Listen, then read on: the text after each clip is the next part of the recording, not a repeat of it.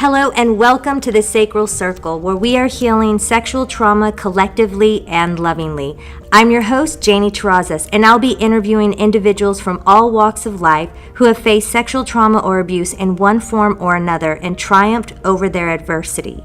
On every episode, a guest will deliver inspirational support, words of comfort, and empowering healing advice. They'll courageously share how their experiences impacted their lives and what led them to face and conquer the blockages that kept them from fully reconnecting to their inner power and divine sacredness. Be sure to subscribe to my podcast, The Sacral Circle. Just search Sacred Stories on iTunes. I want to thank our listeners for joining us today on The Sacral Circle, the self-love haven where we leave judgment at the door. And today I am grateful to have Veronica Villegas. Thank you so much for being with us. You have written a beautiful bio, and you wrote it in first person, and this is the first time, one, that you're sharing your story. So I want to commend you for that. I'm very proud of you. And two, I'm going to have you read your bio, and then we can take it from there. Thank you, Janie. I really appreciate the opportunity. I'm going to read my bio. It is my first time sharing my story. I am on a healing journey, working on a growth mindset and embracing the fact that I'm a highly sensitive person. I was born in Panama in a province nicknamed Valley of the Moon. I have traveled a bit and enjoy learning languages and about other cultures. I have worked in the social services field in various capacities for the past 14 years. I have a bachelor's in psychology, 2 masters, one in guidance and counseling, and one in special education. And I'm now working on completing my 3,000 hours for my license in professional counseling. I am applying to a doctoral program that integrates psychology and integrative healing. I hope to integrate my personal and educational as well as professional experience to help others embark on their own journey of healing. Love it. And please share your website and where they can connect with you before we get into your story. So if you'd like to connect with me and learn about the journey that I'm on, please visit www.lotusfamilycommunitysynergy.org. Wonderful. And you currently work at an elementary school as the family specialist. Yes. It's also like a counselor. How long have you been working with children of that age group? So I have been working with children in elementary school for about 6 years now. Mm-hmm. In the past, I've worked in high school for about 2-3 years. So I've been able to work with the family as a whole in a different company and just providing services and support. Right. So tell me about your story. How old were you when you moved to the States?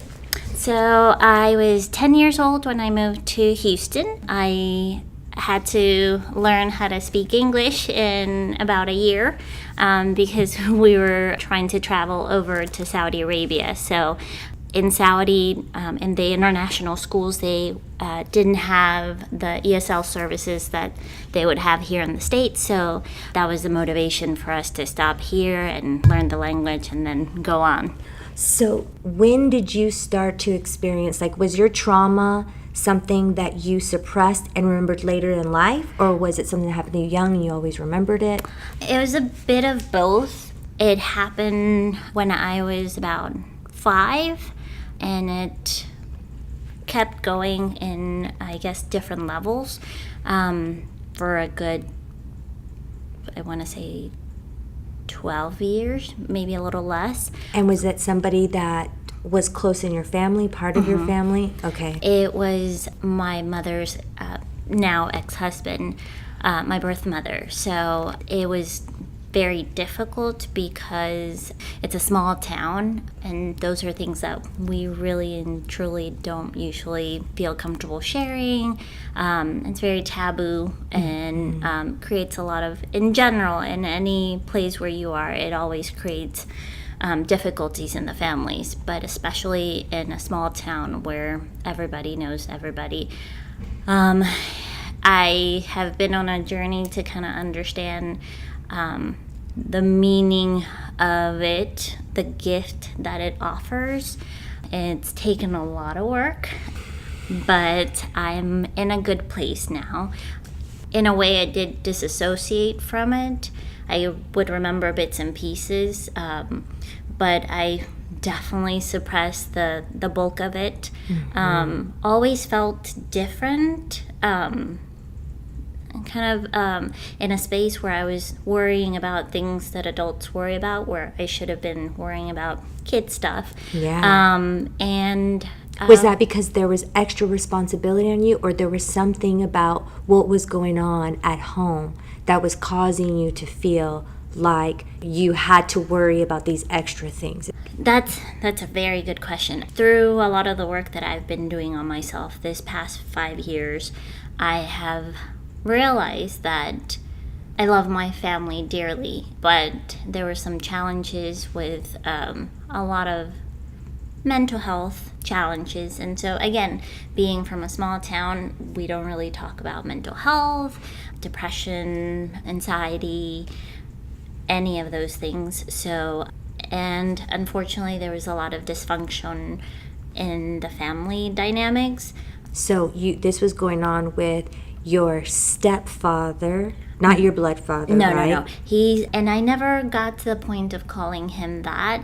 Okay. He was, at that point in time, he was just my mom's boyfriend. Okay. And so there was, as I've found out, it's actually complex trauma. So there's 2 levels of things that I went through, actually multiple levels, because not only did I experience sexual abuse from him, but also emotional abuse.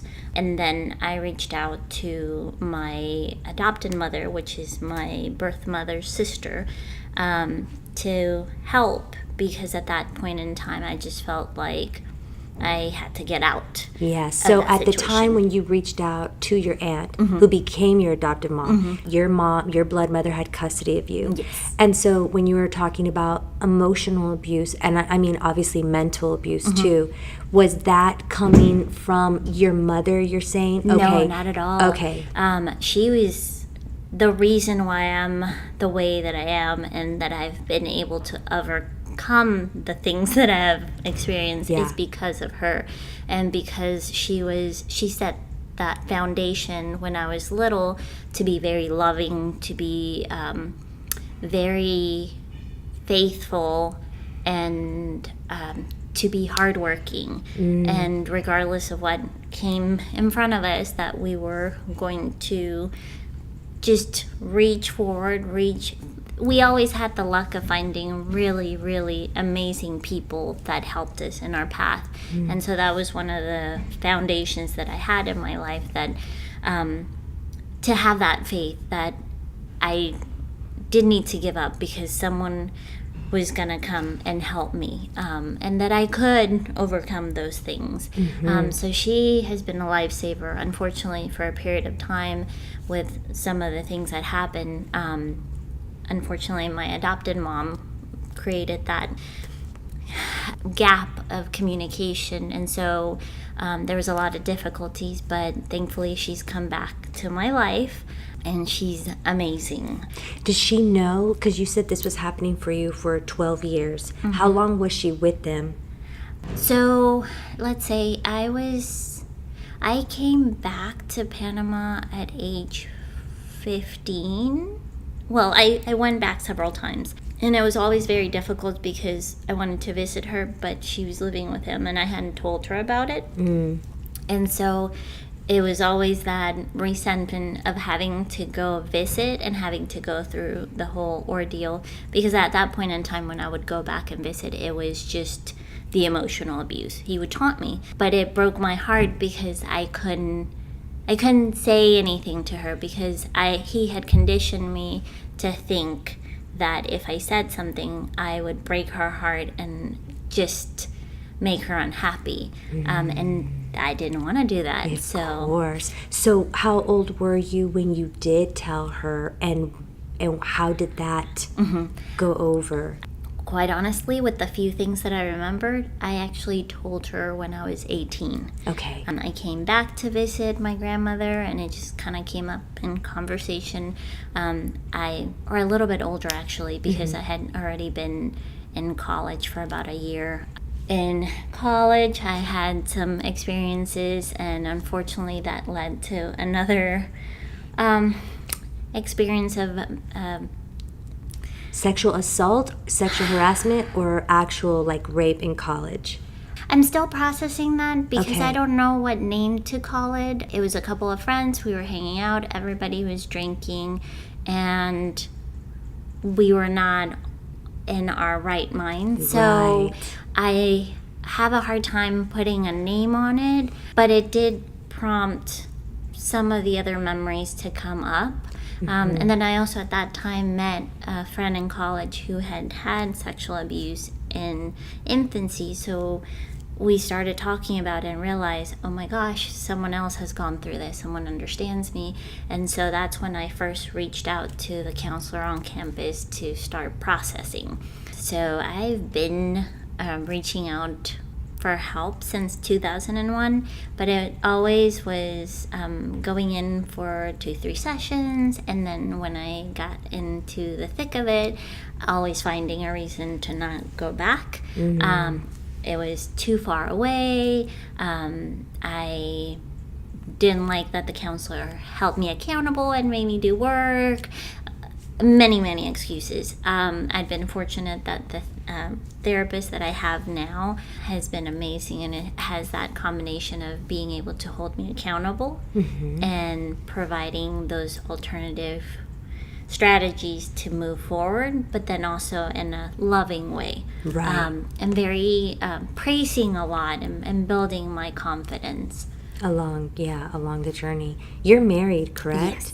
Throughout your academic career and or through your path through relationships, your journey of relationships, did you date a lot? Were you I didn't know if you like got into relationships. Did they know about it? Because that's always interesting to see how trauma plays out in relationship.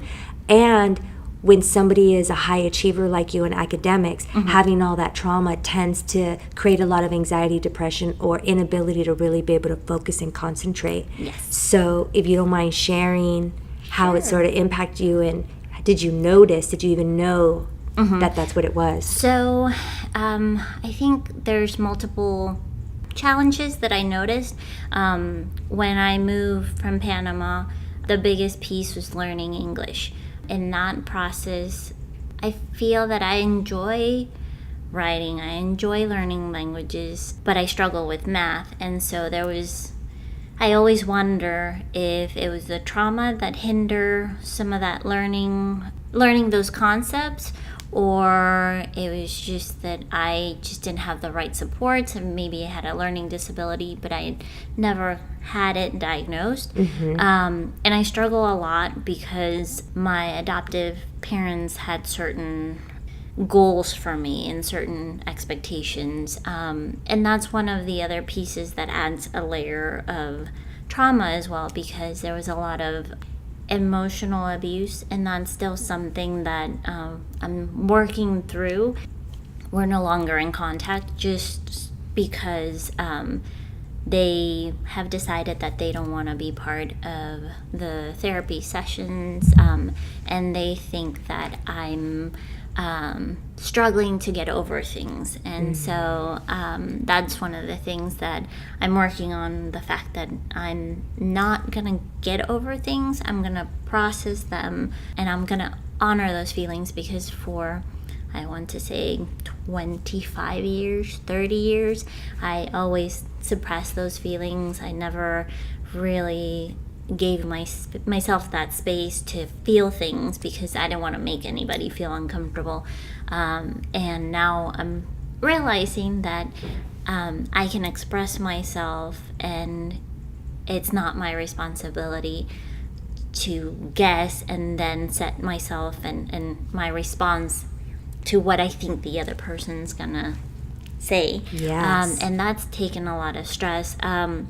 So with that, Like taking a lot of stress off of you? You mean off of you? Yes, Yeah. because I'm not trying to guess Please. what the other person's gonna say, how they're gonna react, because that I've learned is not my responsibility. It's theirs, and if they don't react in a positive manner, then I don't have to take that on. That shame and them. that guilt. Exactly. So as far as like the academic part, I know that in college I struggled a lot because that's when everything, like the memories started coming up.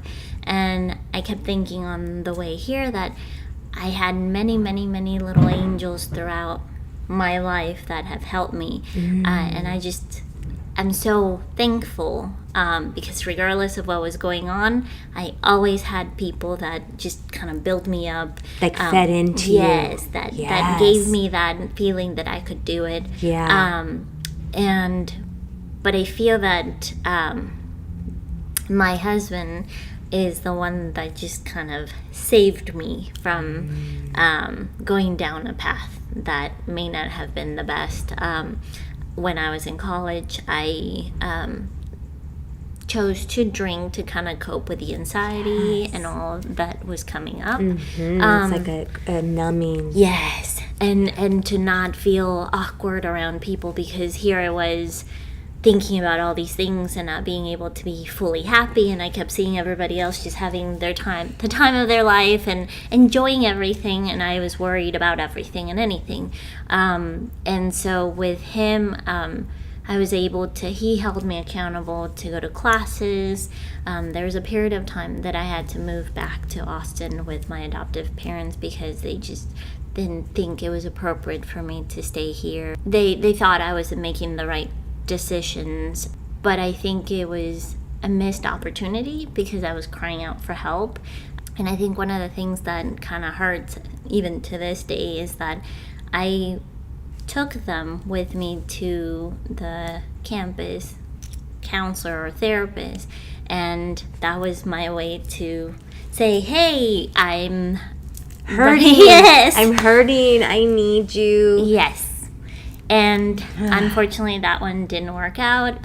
They stormed out of the therapist's office, and I felt bad because she got yelled at. Yes. Of course, then it goes back to you again. Where are you in terms of your perpetrator, this man who you basically were being abused by for a good 12 years of your life? Were there ever any charges filed? Everything's just kind of... It was just suppressed, and I was the only one that knew until about a couple of years ago. Well, I did share it with my husband, and he's been amazing support. He's read a ton of books on how to be supportive, on how to help with routines, nutrition, working out, everything and anything, meditating. He's been... It's like an angel. Yes. And so even to the point in 2006, he had been reading about animal therapy, and so he gave me a puppy for Christmas, and that in itself, having that unconditional love and some being to take care of was amazing, and just change things, like turn things around. And so around that time, unfortunately, I lost my great aunt who was near and dear to me, and so that kind of set me on a path of meditation and really exploring how to do breathing exercises, and just alternative healing in itself, just in general. And I've gone through and done some work with Reiki, and then I actually went through training as well to be a Reiki master. I'm very shy about it, but I really enjoy it.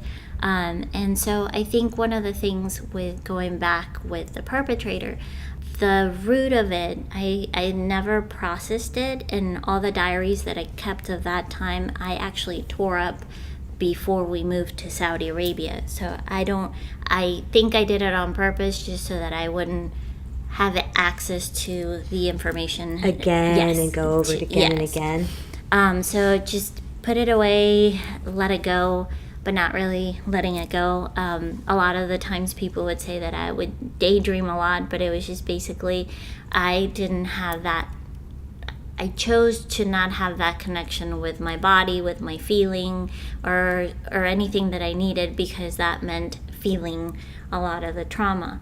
And so one of the things that has just come up, which I really and truly haven't said out loud a lot, maybe twice in the last year, is that the root of the trauma, in fact, is that I never put the pieces together, so I kept calling it sexual abuse.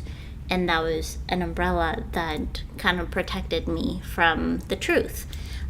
So there were certain times of the year that things would just kind of bubble up.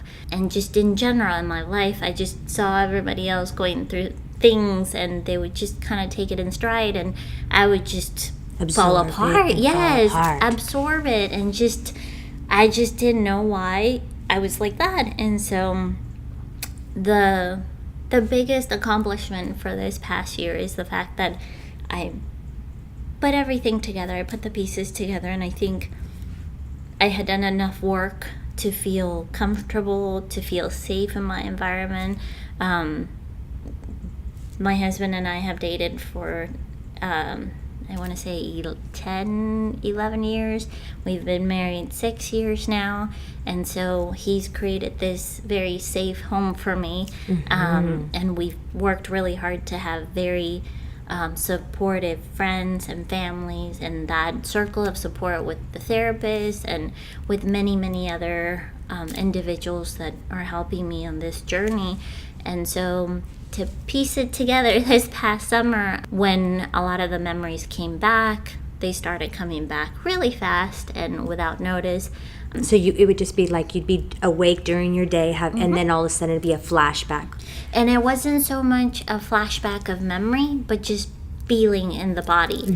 And it just did not feel good, to where it would cause a lot of anxiety and just crying. And it could have been just, one of them was, I knew it was gonna go back to Panama, and it was just random. We went to the store, and the panic came over, and I started crying and just not having a hard time breathing. And so my husband now knows we just work on the breathing, stabilize it, and then we talk about whatever is coming up.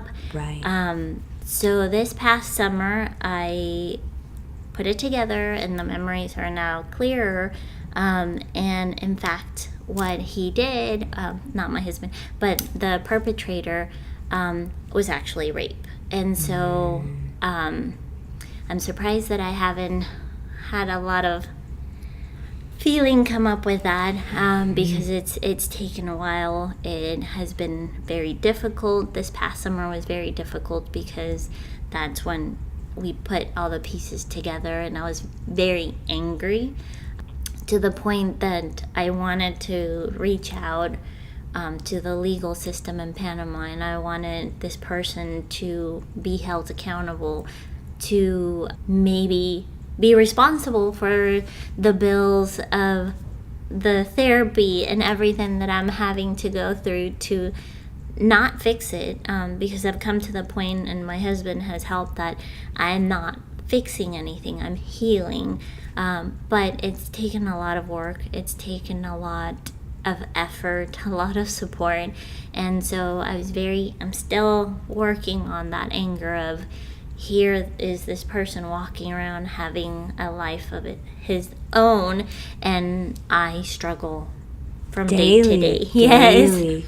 Yeah, people they really don't realize. And in your case, it was complex because it was multiple occasions that happened for a very long time. And then you were dealing with different traumas on top of the sex abuse and the emotional abuse that you were dealing with. Right now, when you do feel the rage and the anger come up, and that was something too that I didn't realize through my own trauma, there was this understanding, and there was this way that my brain had compartmentalized it, where it was like, well, it was also partially my fault, and so then you don't really allow yourself to feel the deep sadness, humiliation, and anger. Really, it comes from that shame. How do you process it in a way that's healthy for you because you don't want to suppress it. Us keeping this stuff in will eventually manifest in us physically in some capacity. Sometimes it's a physical disease, illness, and other times a lot of times for us it's mental, emotional. So what do you do for the anger? Do you like a kickboxing class? Do you like paint these like crazy paintings? What do you do? Well, there's actually an activity that we went to last year where I don't know what it's called, but basically you make your own frame and you just hammer away all your feelings, and it's super awesome. But right now, my husband actually started trying out CrossFit, and so it took a very long time to actually convince me because I had a lot of anxiety about working out in front of people. And then that whole thought process I had in my head, that negative dialogue, that wasn't mine. It was from my adoptive parents, that I wasn't athletic and I was very fragile. And so working out, lifting weights, for someone who's very fragile, that doesn't make sense. But I'm now seeing that I'm stronger than I thought, and I enjoy it, and not only seeing the changes physically but just mentally and emotionally, where I'm recognizing that I have been very strong, I have overcome a lot, and that I can keep growing. And not only that, but when all the emotions are coming up, I'm able to go and just kind of release and leave it at the gym, leave it at the mat. And so that one is a catch-22, because if you've been disconnected from your body and your emotions and how your body feels, that one really brings you back into awareness.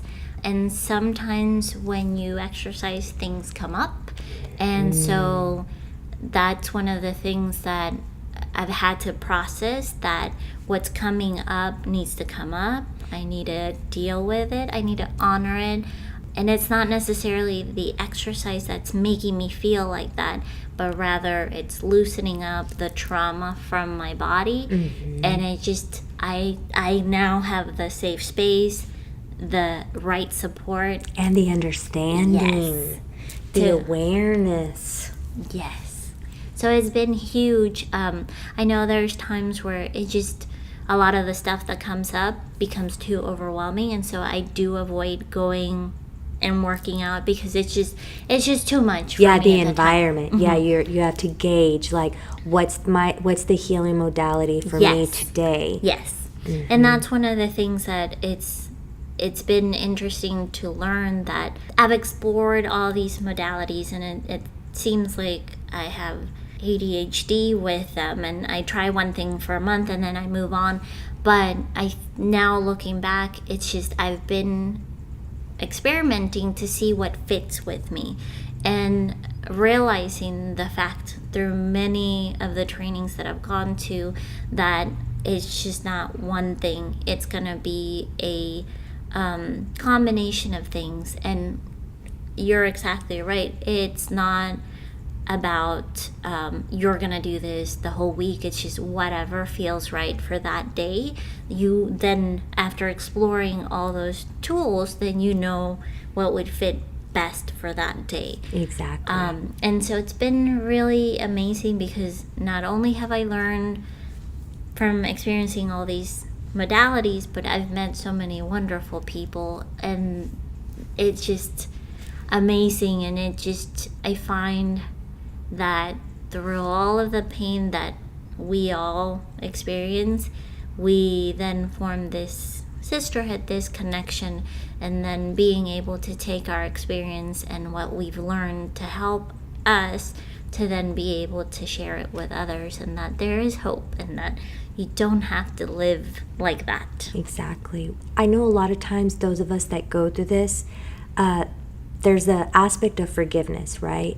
And part of the forgiveness sometimes is forgiving those that were a part of this, that knew about it, that didn't necessarily protect us in the way that they could have or should have or whatever. There's that facet, but then there's also like forgiveness of self and everything. So where are you on the forgiveness part of this? It's Funny that you ask, because I keep seeing a lot of signs everywhere, and one of the sayings that just comes up a lot is to hold that anger is like holding or taking poison and expecting someone else to die or to hurt. Mm-hmm, to hurt. And so it's very difficult because for years I haven't experienced that anger, and I always blame myself for it. But now as I'm learning, I've been conditioned, or I was groomed to think that I was the one that had sought out that relationship and that I had betrayed my mother. Whoa, so it even went there. Yes. To the point of like, oh, you wanted it. Yes. So it was basically a 5-year-old. I mean, this person was in their 20s, so mid-20s, a mid-20 person telling a 5-year-old, well, you seduced me, you betrayed your mother. And there was a few signs here and there. I know I changed a lot, but those are things that we don't talk about in Panama. And so now it's more common, and there's more initiatives to voice those things.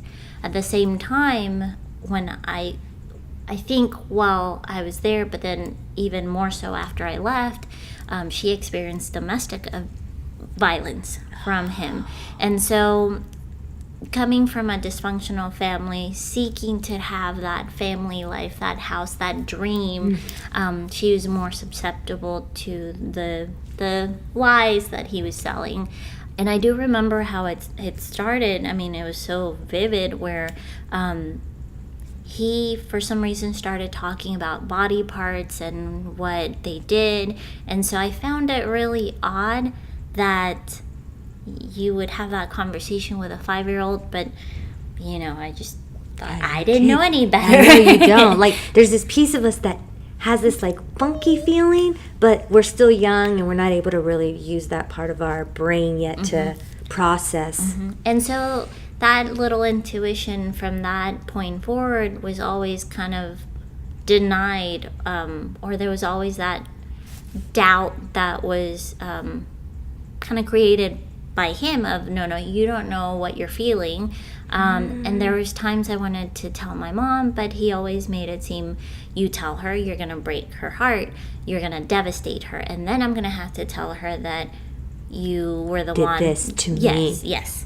So right away it was like painting you as the bad guy. And I didn't. I absolutely love my mother, and I never wanted to hurt her. And so I'm now kind of sharing with her little by little, and I know that she hurts because she would have wanted to be more aware, but she did the best that she could. And then on the flip side, unfortunately, my adoptive parents, I believe from what I can recall that I did share this with them, or at least with my adoptive mom, when I was around 10, and I wanted to leave because I didn't go into details, but I told her it's not a good situation. And despite having those little bits and pieces and having that outside experience here in the States, didn't reach out to counseling or anything like that. And then unfortunately she has a lot to work on, and so I think there's that part of she's in denial. Yes, and I still struggle with it, but she does have some challenges with narcissism. And so unfortunately, I just learned this word recently, gaslighting. Yes. So took a lot of the information and kind of twisted it to the point that I thought my mother was a drug addict that didn't take care of herself when she was pregnant with me, that basically abandoned me with my grandparents, that didn't care, that knew about the abuse and just didn't care about me. And all that anger just kept growing and growing and growing. Of course. Because here you're starting to see, like, you didn't protect me, and you didn't protect me, and you left me hanging, and you're lying to me, and... And so it was, to be quite honest, for all those years that I went to counseling because I was struggling with the sexual abuse. And in my mind, with my paradigm at that time, it was, and I'm struggling with a parent that was neglectful to me, and didn't care about me. And unfortunately, my adopted mother created such a fear of my birth mother that when I would go back to Panama, I thought this lady would kidnap me. So every time I saw her, I would just have a meltdown because I wanted to be with my adopted mom and she would take care of me. And then when I was a little older, I think I was in my 20s, I finally told my father, my adopted dad, about it. And so he was very upset and very angry with my birth mom, which is his sister-in-law. And so just stopped communicating with her. And it's a sad situation because my mother did her best. She wasn't aware of the situation, and I don't hold her accountable for it, or I don't blame her for it, but they want me to be angry and to not associate with her. And so when I went to counseling, it was just about that. But then as we dug into it, the dynamics in my adoptive family were not the best. There was a lot of issues. And so last summer I was dealing with realizing that there was a whole nother level of trauma because of that. And I'm working on forgiving, but there's certain periods of time where it comes up and I just wish that someone would apologize. Right, no one. It's like, yeah. It's like, when is anybody going to say sorry? And I think that's the biggest piece that's where, hard. And that's the most freeing part, where to realize that you're never going to get that apology and to be okay with it and just live your life. And one of the things that I love is when we talk about our inner child, and being the parent that you needed sometimes can be difficult, but it's just amazing, does wonders for your healing. Yeah. So one of the things that I've always been told is whenever you experience trauma and you're helping others, you don't have to go into details of your story. When they're talking to you and you tell them, I know, or I understand, it's that deeper connection, and they know, they feel it, and so they're more trusting with you. And sometimes I do have to be careful because I just take on all that grief. Stress, all that grief that the person comes in with, and I can feel it in my body so much. And so I went through a period of time where I had like a savior syndrome, where I just wanted to help everybody, and I just would take everything. Martyr. Yes, everything and anything, and forget eating lunch. I need to help everybody, and I wasn't going home till late at night. But that in itself, when we get to the root of it, it was avoidance, because if I'm helping you with what you're encountering, I'm not paying attention to what I have to It's process. Another distraction. Yes. But it's like this helper, you're doing good deeds. Yes.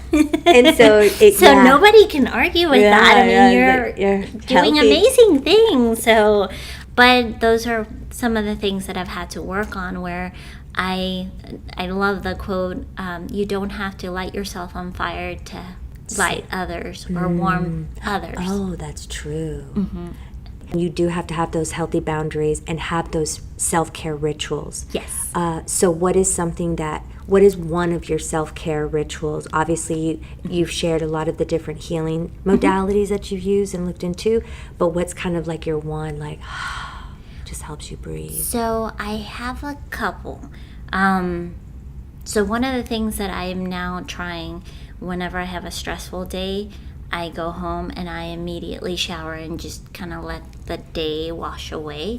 And then it just also resets me for, now you're at home, it's a whole different feeling, a whole different mind frame, or frame of mind. And then the other is, a lot of the times, focusing on that one thing that's positive throughout. Okay. And being present is key. A lot of the times when you experience trauma, the brain, the body doesn't know that you're not back there. It's still It Split feels like almost. it just, yes, it just, Like it a time yes, warp. exactly.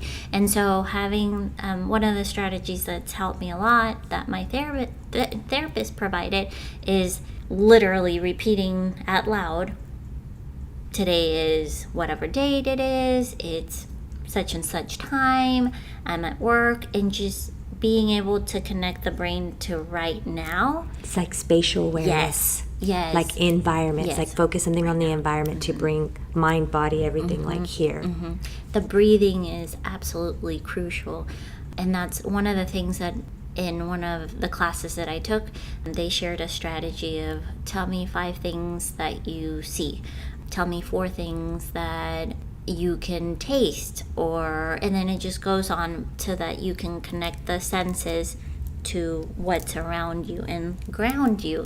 And that is huge, because if the body starts feeling like you're regressing and you're in a place that's not safe, it just can go into a panic attack, and then it's just harder to come back. Yeah, I commend you for the work that you're doing and how you're using your life really to help other people.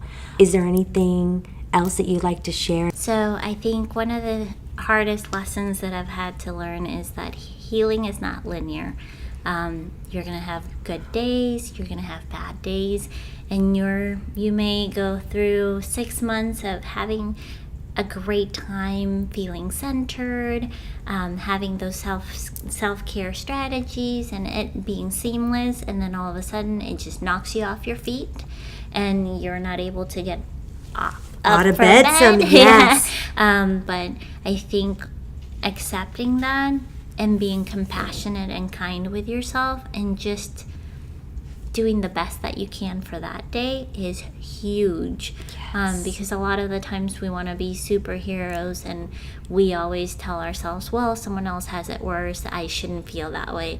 And I think we are kinder to everybody else than we are to ourselves. So it's important that we remember it's more like a roller coaster, cha-cha type of dance, and it comes and goes. And the part of reaching out, the part of speaking up and telling your story is huge. I've always been uncomfortable with my voice, so speaking here and sharing my story was a 2-step thing.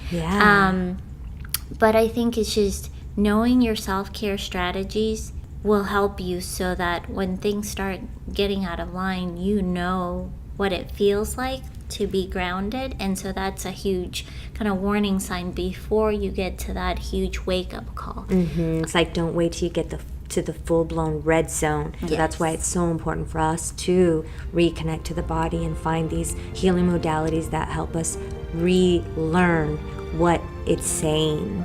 Well, you are officially a part of the Sacral Circle. I was saying sisterhood, but I've had men on here too, so I say Sacral Circle, sisterhood / brotherhood. So thank you so much. I really appreciate you. What's the site or a social media page where they can connect with you?